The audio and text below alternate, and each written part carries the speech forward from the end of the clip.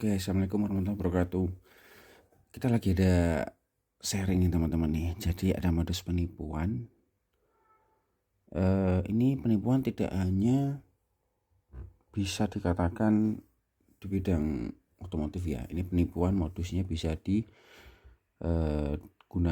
di segala bidang, digunakan di segala bisnis. Jadi kronologinya gini, beliau ini Mas Fauzi, klien saya, beliau booking inspeksi mobil Fortuner.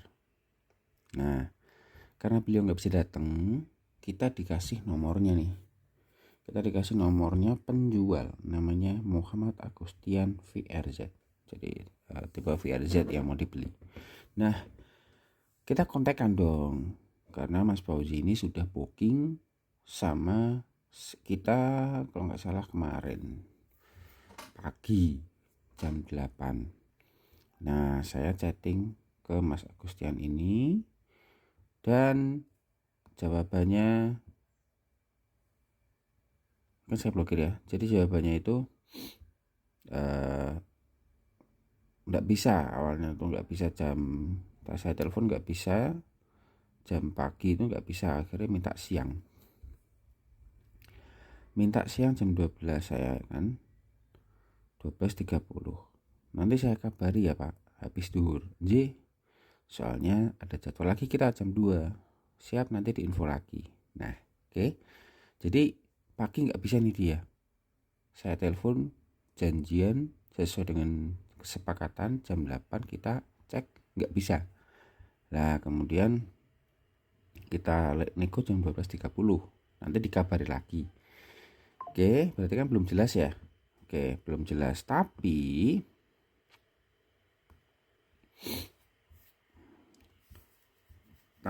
diam-diam timnya si Agustian ini mau merebut WhatsApp kita. Dia berusaha login WhatsApp kita. Kenapa kita bisa tahu? Nanti kita urut. Timnya dia berusaha login, tapi kan karena kita ada verifikasi itu faktor, jadi nggak bisa. Gagal dia. Oke, gagal ngerebut WhatsApp kita. Selanjutnya timnya si ini penipu ini, dia ngeflood WhatsApp bisnis kita. Ngeflood itu mengirimkan paket data terus menerus sampai hang, atau kalau bahasa lain ada teman-teman kenal namanya DDoS service dengan chatting. Jadi dua akun WhatsApp komplotannya dia ini, si Muhammad Agustian ini, dia ngeflood chatting sampai banyak banget, ratusan, ada sekitar total tuh 200 lebih pokoknya. Jadi jalan terus 201, 202, 3, 4, 5, 6, 7 sampai WhatsApp bisnis saya ngehang, nge-crash, ini nggak bisa dibuka. Nah, WhatsAppnya nge-crash, saya nggak bisa ngubungin Mas Fauzi. Selama saya tidak bisa menghubungi Fauzi, padahal itu nggak lama sih, sebenarnya cuma 1 jam. Itu klien saya di chatting sama komplotannya yang ngaku kalau sudah dicek nomornya ini bukan tim kita nih. Nah, untungnya kenapa kita bisa chatting Mas Fauzi. Nah, ini paginya kita bisa chatting nih jam 9.38, karena kejadiannya jam 8-an itu di flood. Kita menautkan WhatsAppnya di HP lain, jadi ini ada di laptop dan juga di HP Samsung kita yang buat di lapangan. Untungnya itu, jadi dua device, laptop dan Samsung itu nggak nge-crash. Yang nge-crash cuma ini, jadi kita tetap bisa buka pesan. Solusinya gimana? Kita kena flood.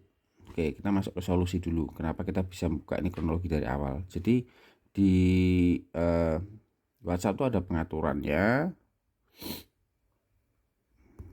namanya di privasi, kemudian lanjutan. Nah, ini blokir pesan akun tidak dikenal. Jika melebihi volume tertentu. Nah ini, jadi ini harus di on kan, ini di on kan biar nggak dilacak IP kita. Ini juga di on kan. 3 ini saya on kan melalui WhatsApp handphone Samsung yang digunakan di lapangan. Nah kemudian selesai di on kan, saya hapus dan saya blokir 2 nomor yang ngeflood chatting tersebut. Clear kan masalah? Udah nggak ada flood lagi. Tapi WhatsApp saya ini iPhone masih nge-crash. WhatsAppnya CS saya masih nge-crash. Saya hubungi Mas Fauzi. Ya tadi setelah saya hubungin, ada yang mengatasnamakan. Nah karena anggota kita belum ada yang ngecek, ada yang mengatasnamakan AirTag. Jadi sudah ada yang ngecek nih.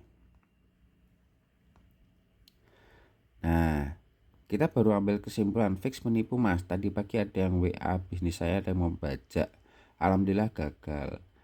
Nah kayaknya dari penipu, dengan iming-iming dia butuh uang.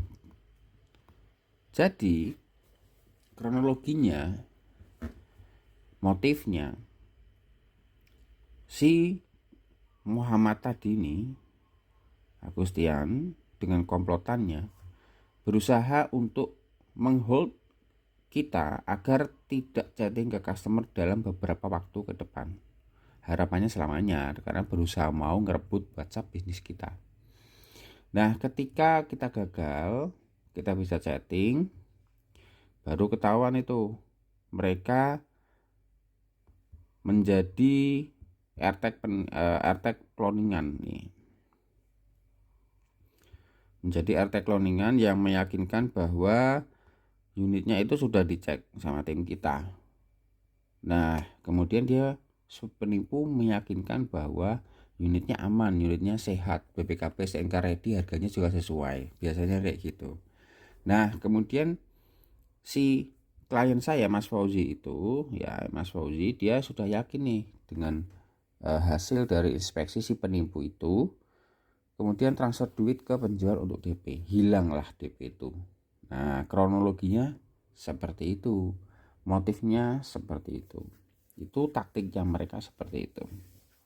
Nah buat teman-teman hati-hati ya, mereka berusaha untuk mengelabui kita agar dapat cuan dengan cara yang haram, dengan cara yang salah gitu. Nih komplit nih semua foto-foto, laporannya, cuman ya kita ada laporan PDF dan dia nggak ngasih. Nah, betul-betul aman dan sebagainya itulah ya. Jadi mereka modusnya seperti itu. Kalau ditelusuri, ini nomor pun juga bukan nomor sembarangan, itu nomor penipu online-nya. Tujuannya apa sih nomor penipu online-nya itu mengelabui dengan cara berpura-pura menjadi AirTag?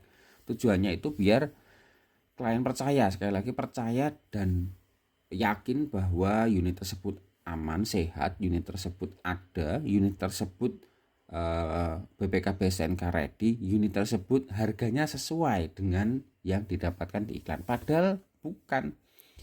Jadi VRZ yang diiklankan itu kalau nggak salah itu di tahun 2020 kalau nggak salah, atau berapa tuh saya lupa, itu harganya sama pasaran selisih 30 juta.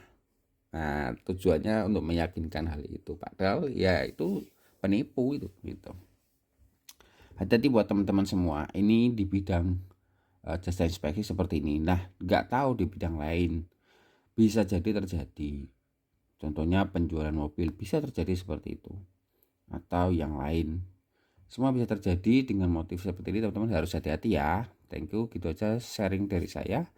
Assalamualaikum warahmatullahi wabarakatuh.